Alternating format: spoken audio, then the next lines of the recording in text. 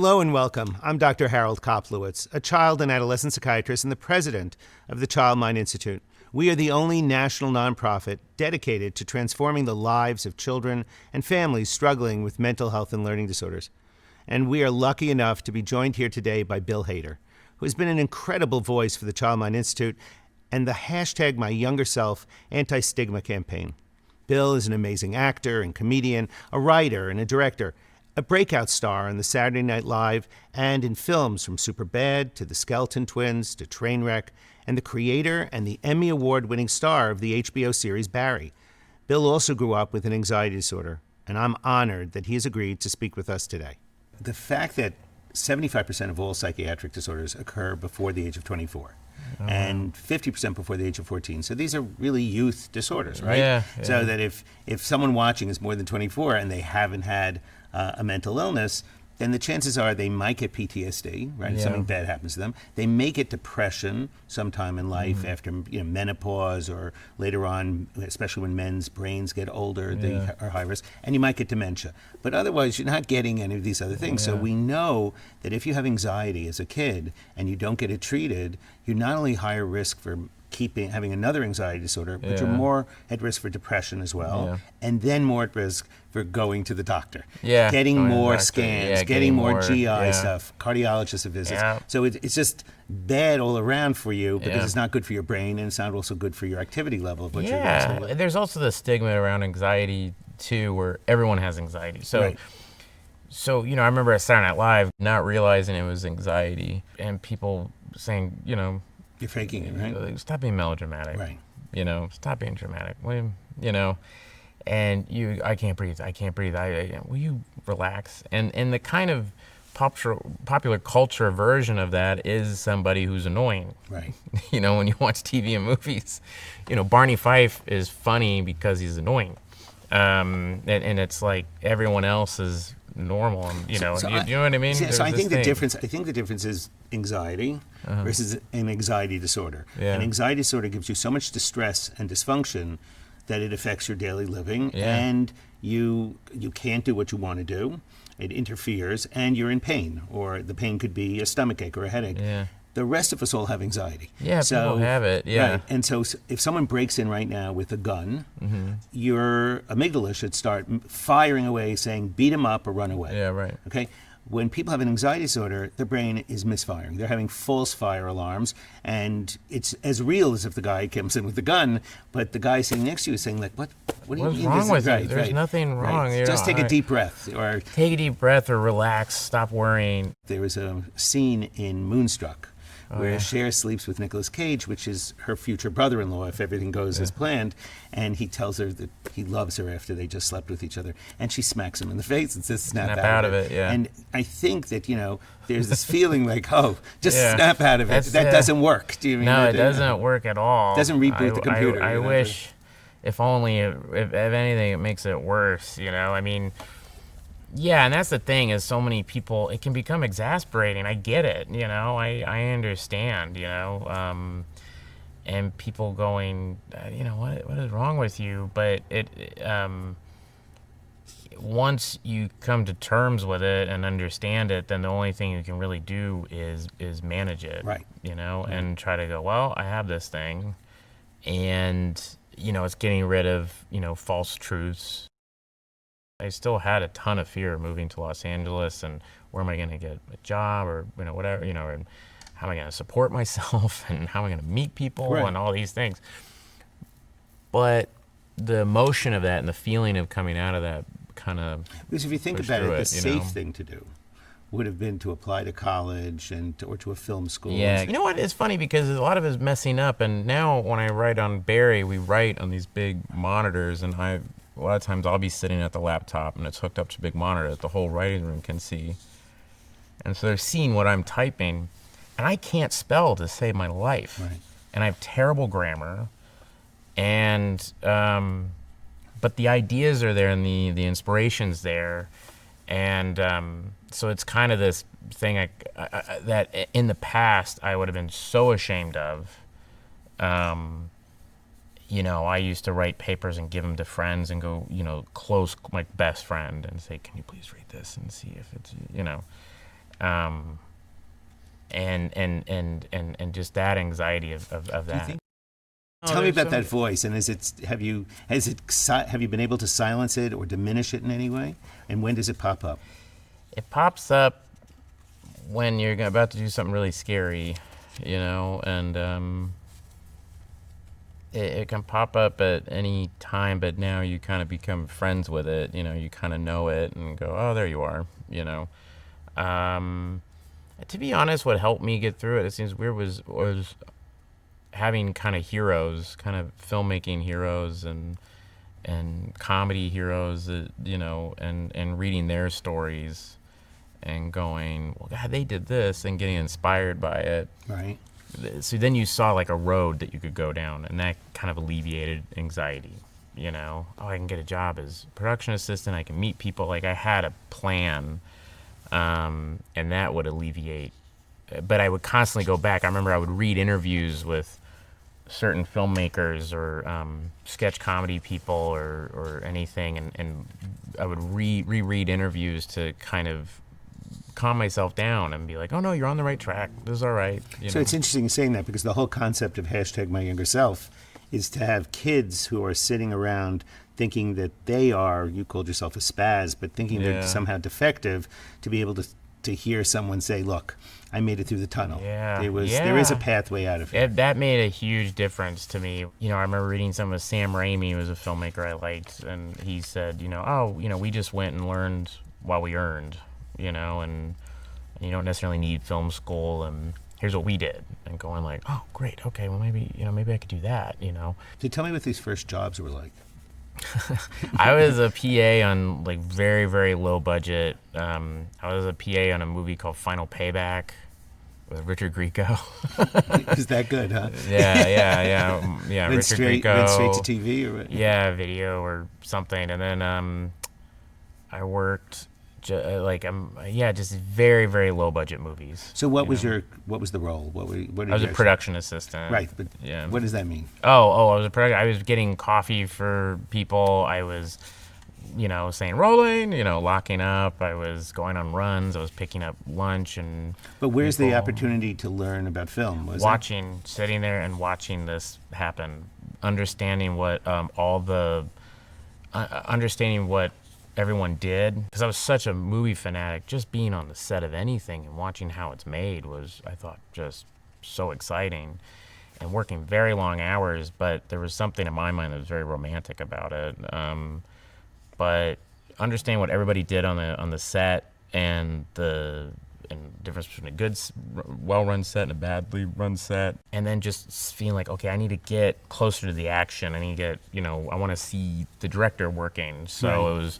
So the key set PA person, they're always over there, or I would see the set decorator, or I would see art department, or people like that. And so I would always try to get those jobs. I never really could, but I would always try and be near the nucleus of where it was happening. And then once I kind of feel like I got a lot of experience, which was 3 years or so, fluctuating from low budget movies to big budget movies. I got to work on a Sam Raimi movie, the Spider-Man, and that was cool. Sure, yeah, it was amazing getting to watch him work. And were you making enough money to survive? Yeah.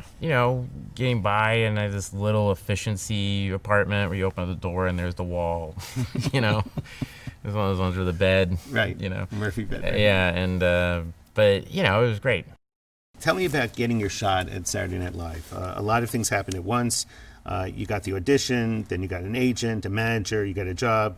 How were you discovered? How'd that happen? Megan Mullally saw me in a show. So I owe my whole career to Megan Mullally. Saw me from Will and Grace? Yeah, she saw me I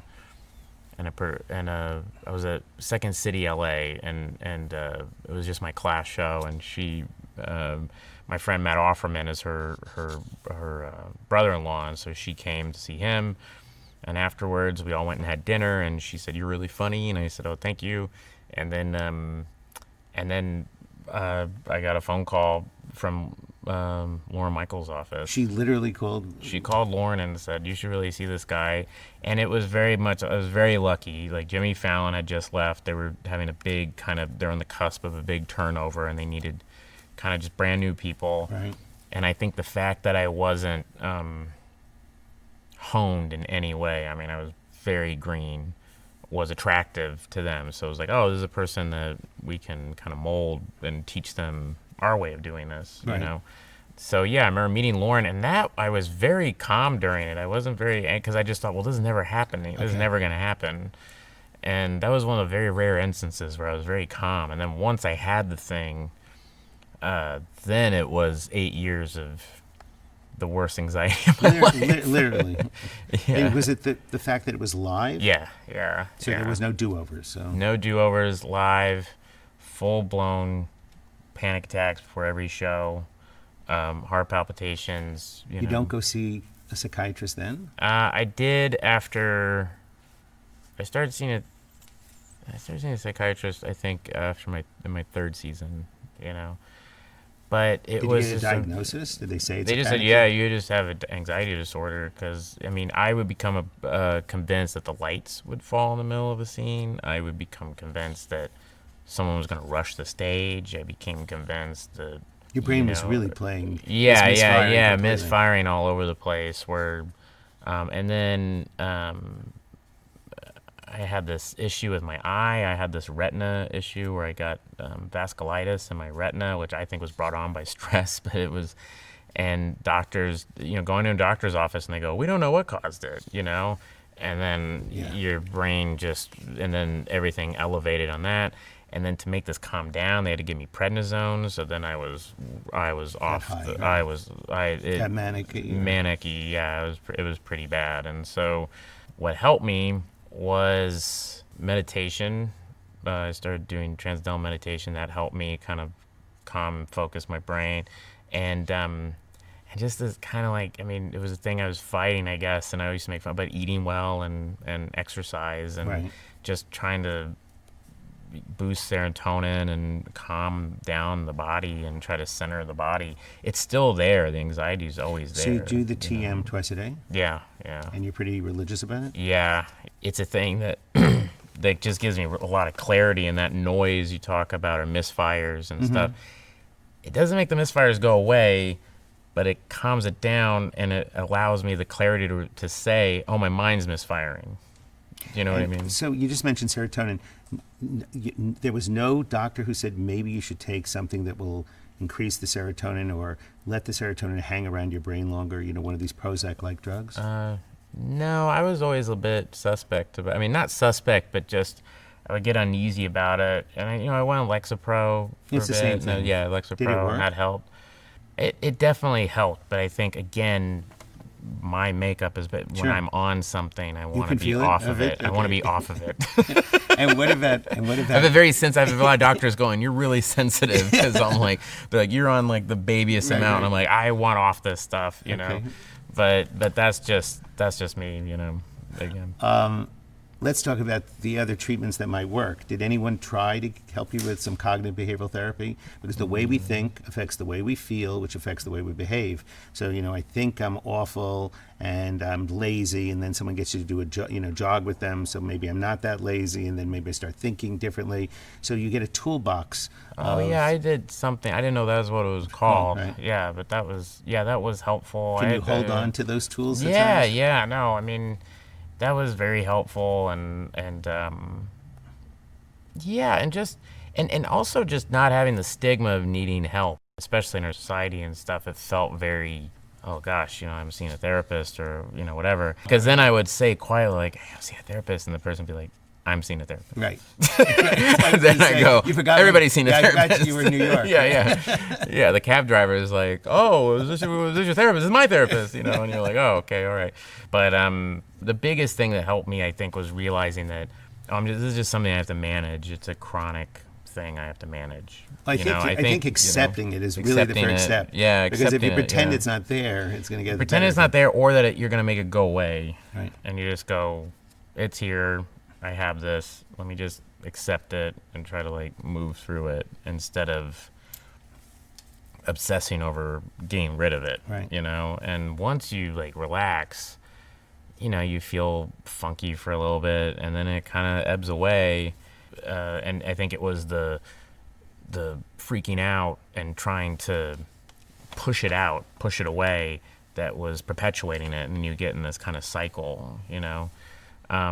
And the other thing that's terrible, which is so hard to do when you have anxiety, is I will not get on the internet anymore. I call a doctor. That was a big thing for me. The worst. Dr. Google is really dangerous. Yeah, right? I never went to WebMD. I never went to any of those things. I would call a doctor, and if that doctor gave me, I would go to another doctor. I know people may not be able to, I don't know, afford that or be able to have that luxury, but going online would make me really flip out, you know. You might say that life like totally came together by the fact that you get a really good paying job, right? Steady job. Yeah.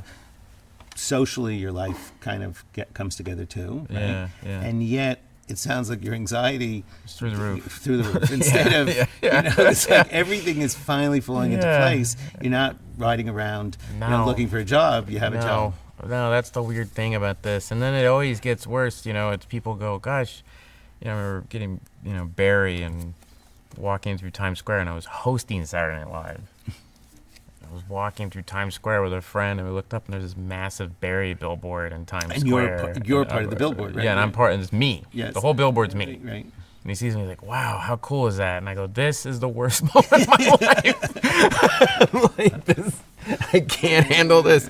I just wanted to curl into a ball.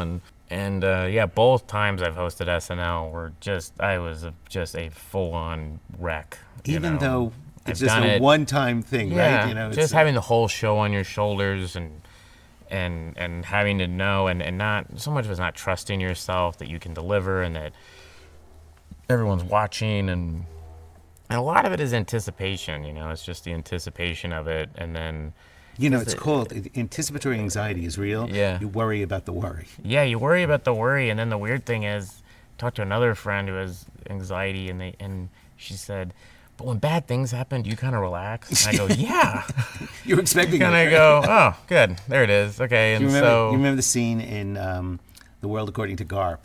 Robin Williams and his wife are looking for a house, and they like the house, and they walk away from the house, and an airplane crashes into the house, and he says, "We'll take it." And it was like, okay, it's done. It's done. It's out of the way. No more airplanes are going to crash yeah, into the house. exactly. Statistically, it's like, yeah, what are the chances now? Yeah, you always, when the bad thing happens, you weirdly, you know. So you'll appreciate that the treatment for kids who have social anxiety disorder is to do this exposure response prevention. So you take them and you say, go into the Four Seasons Hotel over there and ask the desk clerk, do they have hotel rooms? Mm-hmm. And so it's clearly going to be anxiety producing because you're being foolish. Or go over to that woman on the street and ask her, what is that at the end of the leash? Yeah, right. So if you're jumping over your amygdala, so to speak, you know it's crazy, you're really upset, but you know you're going to make a fool of yourself. And the more times you can get the brain to keep recognizing that they can make a fool of themselves, especially if you're under 24.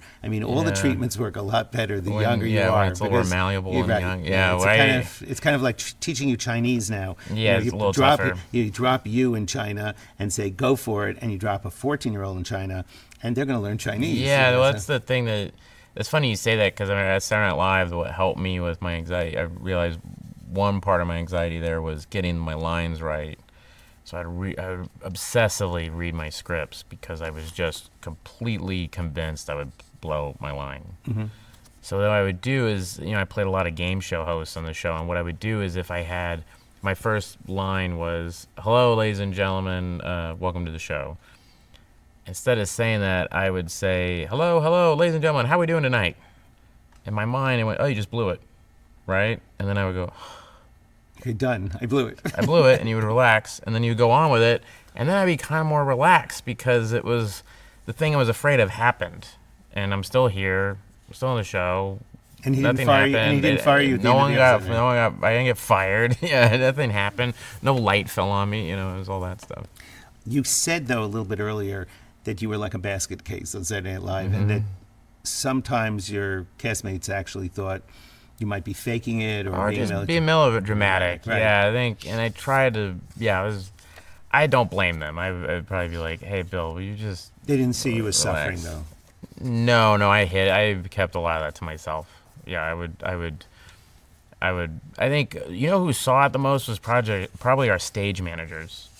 Was it Chris pacing? Kelly and yeah, Jenna. They would see me before I would make an entrance. That's when I would start shaking, and they would, put their hand on my back and go, "Hey, it's gonna be all right." When I would, I get really, they would see it right, at the peak, But I would always try to, I was embarrassed. So when you're anxious, how's your sleep? Can you always sleep? Do you not sleep? No, when it depends. When I was on Saturday Night Live, especially the first 2 seasons, I couldn't sleep, especially the night before the show. But sometimes starting Thursday, if I knew I had a big show. And I remember one time I was in the cold open, the very first sketch of the night, and it was just me. I was playing Elliot Spitzer, and I didn't sleep all week. I remember the day that Sunday, I didn't sleep all week. Did the show, and Sunday morning woke up with a fever. Like my body just completely collapsed. So what happens when you lie down? Your mind was racing? Yeah, just racing and jittering and kind of sitting up, and when you start to relax, thought comes in, you might blow it, and you get up, and then you're like, I can't relax. And the irony is that I realize that I have blown it. I've failed a lot, know, and then you're like, I'm fine. It's just you want it to go well, but like you're saying, it's your mind's misfiring, So what about appetite? When you're in that state, you're overeating, undereating? What happens? I crave like sugar, yeah, just anything that makes you happy, anything to kind of alleviate, yeah. So I tend to I'll put on weight when I'm really having massive anxiety attack, yeah. So how do you live? Besides the TM, how have you learned to live with the anxiety while you're doing an anxiety-provoking job? I mean, it's not only... It's awful. It wasn't only Saturday Night Live, but it's what you do now is anxiety-provoking also. Yeah, especially if the show is on your shoulders. Yeah, no, I know. It's like when I got Saturday Night Live and then did that first show, it was a kind of anxiety I never felt before. And I would watch people like Amy Poehler or Maya Rudolph or Kenan Thompson, these people who could be chatting with you and then go, oh, I gotta go do, and they go out, do the thing, come back, and they Continue were the brilliant, and said, oh gosh, how do I get like that, and kind of study them and just work at it. But I think, if anything, kind of my, I guess, excitement about creating a thing or being able to see a thing, like Barry or a sketch on Saturday Night Live. I would kind of consciously try to work and focus on that and try to put that energy into that, and that yearning to see that would outweigh the anxiety. I wouldn't be able to handle it if I didn't finish the thing. So you talk about the fact that you accept that you have it. How important is it that you're open about it now? Oh, very important. And it's nice that, well, it's kind of, that shame goes away, and the amount of people who come up to me and say, especially after I did that video, I mean, the amount of people that came up to me and said, hey, I saw that, or my son watched that and it really helped them, or my daughter watched it. A woman came up to me on an airplane and said my daughter watched that and really helped her, and she was back there, and I went and said hi to her, and she was like, are you nervous on this plane? I was like, yes. So I was like, that doesn't go away. You just manage it, but it's okay, But the big thing is that stigma of, okay, everybody has anxiety, and I get it, where a lot of people say they're anxious and they don't have everybody gets anxious, but it's not a disorder, and people going like, all right, anxiety, it can be kind of a word that makes people roll their eyes and think there's, it's an excuse for not wanting to work or for doing bad or whatever. But, if it is a disorder and you know it and you've worked and you get diagnosed with it or whatever, it's a thing that you have to just accept and not let that idea of you being perceived as melodramatic or distant, that's another thing. I think people see me get very quiet or distant when I get anxious because I'm trying to think or kind of quiet my mind or try to focus on something. So it's interesting. The numbers are staggering. So in this country, we have 15,000 kids under the age of 18 who have cancer, and we have 200,000 who have diabetes. But we have 17.1 million kids under the age of 18 who will have a mental health disorder during that time period. And from the 17.1 million, the number one diagnosis, 31% of that 17 million, so more than 6 million, have an anxiety disorder. And yet, 80% of them don't get help. Yeah. So it's the shame, it's the fact that it's inside your head, Yeah, and not all that fine. disruptive. You know, if Yeah. you're really disruptive, people will take you to see a doctor because you're Yeah. messing up the whole class. Exactly. So And they it's like- suffer silently, and it does it's two things. It contaminates their lives. Yeah. They don't get to do what they want to do. Yeah. And then secondly, it's bad for their brain. So Yeah, no, it's true. And I think the best thing to do is just go and talk to somebody about it, because I wish I had just been more open about it, about how I was feeling, instead of going,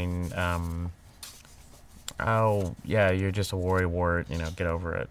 I mean, you said something really, I love this line, I wouldn't have lived life afraid. Yeah. I don't want to live life afraid.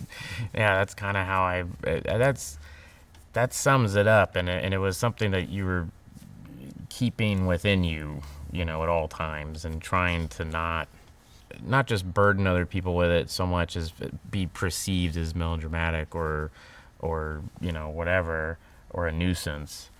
And so that was always the thing, but but deep down, I was very, very afraid, So you're now writing, directing, and starring on this highly acclaimed HBO show, Barry, and I think you won the Emmy twice already. So Barry follows Barry Berkman, a former Marine from Ohio who works as a hitman. Yeah. Of course, lonely and dissatisfied with life, he travels to Los Angeles to kill a target and ends up finding an accepting community in a group of eager hopefuls within the Los Angeles theater scene. Tell us about Barry. Well, Barry came out of it, me and Alec Berg, co-creator, just talking out ideas for a TV show, and I think we talked about my time at SNL and this idea of the thing that you're kind of good at, which for me was, I kind of had this ability to do voices and impressions and stuff, and that could be utilized at Saturday Night Live. And so the thing you were kind of naturally good at, was also kind of killing you. And in my case, it was the anxiety of Saturday Night Live. And we said, well, Barry's case, what if it's, just the guilt of murdering people, And so that feeling, those feelings are in that character very much, I don't think I've ever had depression the way that he's had depression. Mine's always been anxiety, right. But you always need to find some emotional way that something that you relate to get into a story, because those are the best stories, are the ones you can relate to and the most personal. And so, but I didn't want to do a show about a guy getting Saturday Night Live and being too nervous, because then it's like the audience is like, well, who cares about this guy? Right. He made it. I'm supposed to feel bad about him, So yeah, we made him a murderer. Sure. Why not? So yeah, that was. What about the fact that I've read that you don't like to watch your movies. Yeah, I don't like watching myself. Yeah, with the director, don't you have to watch the film? Yeah, no, Judd Apatow loves that. Because I wouldn't watch Trainwreck or any of the movies I've done for him. I don't like watching myself, and then he loves that I have to sit through months of editing and watch myself. Do you like every what day. you look like, or no? No, I don't like the way I look or sound or anything, and so we had a funny moment where the editor, where I said, do I have any other facial expressions? I'm just making the same face in every single one of these takes, And he said, no, but we have this. And he played the take. So it was me doing it, and they go, cut. And the director said, do you want to do another one? I said, no, I think we're fine. So that's why you don't have another. Yeah, the other take is on set, I'm anxious, and I'm like, I just want to get this thing over with, And then afterwards they go, why didn't I do that? I love the fact that he kept it. It's like a mother saying, I told you so. Yeah, I told you so. Exactly, yeah. Do you ever worry that if you didn't have the anxiety, you wouldn't be as ambitious, or you wouldn't be pursuing excellence or, this, Yeah, I think this I think ambition you have? yeah, if I didn't have it, I don't know if I would be as I would, there's something about being able to have to move up against something, to get where you want to go. And when you have like some sort of an obstacle to get to, if you have an obstacle there, you work harder. Right. And you get mad at it, and then you say, well, I'm not going to just act in Barry. I'm going to write and direct it. Watch me. You know what I mean? I'm going to go up and I'm going to keep going at it, you know? And my SNL contract ended at 7 seasons, and I was like, I'm going to do an 8th season. Watch this, So you've won an award from the Directors Guild of America for directing and the Writers Guild of America for writing, and two Emmys. Does that help? Does that recognition help validate you, make you feel, the anxiety's there, but because it's some way you say, oh, I see that big poster up there, that makes me feel terrible. Yeah. But nevertheless, this is peers saying, you're doing really great work. No, it makes me feel good. I mean, it makes, you have to kind of have it in yourself. For me, it's watching the pilot episode I directed of Barry, and I've always wanted to direct, and I finally got a chance to do it, and then sitting in the edit bay with Jeff Buchanan, our editor, and Alec Berg next to me, and watching that for the first time and going like, this is good. Yeah, all right, cool. This is good. And giving yourself a good giving grade. yourself a good grade, exactly, and saying like, that was good. I'm really proud of this. I know where I can improve on it. Right. But this is good, and that's not being cocky. That's not being whatever. It's just being like proud of something, and knowing you can get a little better. If I get an email or a text or someone I really admire comes up to me and goes, "Hey, I love XYZ or the thing you did," I'll be on cloud 9 and that carries me, a big way. And obviously those awards are, it's a huge honor. I mean, I can't even. It's awe-inspiring. Yeah. You kind of go, wow, look at that. It's hard to even kind of digest still. So, what do you hope for Barry? What do you're in the process of writing the character or the show? The show, the character. Aren't you in the middle of writing the 3rd season? Yeah. We're about to prep. Yeah, we're prepping the 3rd season right now. It's each season. You just, like I did the same thing as Saturday Night Live, where it's just, you just want to try to go up a notch each season and just try to get a little better. And if not a little better, just something different. And I think that the biggest thing is having the attitude of just always being curious. Why did this thing work? Why did this thing not work? What did we do last season? How can we make it better? But in the past, I've been just completely negative about it. Well, this sucked, so we got to, whatever. And now it's that thing with the pilot, which was that was a new thing for me, and therapy helped me in that. Was going to my therapist and saying, yeah, I finished the pilot. How did you feel? Honestly, how did you feel? And I was pretty happy with myself. I was like, okay, well, you just say that. Say it out loud, and that was a one big more deal. time, And I was right? like, one more time. And it was like, I was really happy with myself. And I was like, that's okay. You can say that, And I go, but there's something like both those things could exist, You can be happy with yourself, but, you can make it better. So those are the changes you're making, So one last question. What advice would you give some young boy who's got that negative voice, who's worried that he's going to make a mistake? He's watching today, whether he's in Oklahoma or Nebraska or New York City or in Los Angeles, since there are millions of these kids. What would you say to try to help him understand what he's suffering with?